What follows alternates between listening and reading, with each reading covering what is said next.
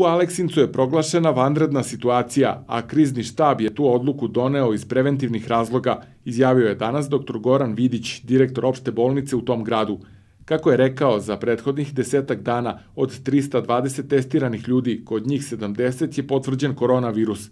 Do pre nedelju dana broj zaraženih je rastao, od pre nedelju dana imamo pad broja zaraženih, s tim da je pre 2 dana testirano 49 uzoraka, a 12 je bilo pozitivno, što za opštinu Aleksinac nije mali broj, rekao je Vidić. Dodao je da je juče testirano 29 ljudi, a da se danas popodne očekuju rezultati.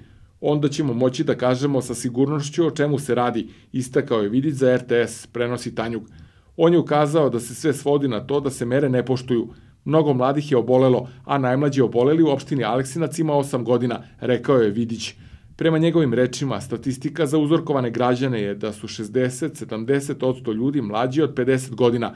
Imamo paradoksalnu situaciju da Dom zdravlja koji radi uzorkovanje za građane komercijalno, koji žele da idu van, da su čak imali u nekim danima više otkrivenih pozitivnih kod tih građana nego kod onih koji su imali tegobe, rekao je Vidić i objasnio da se radi o asimptomatskim slučajevima.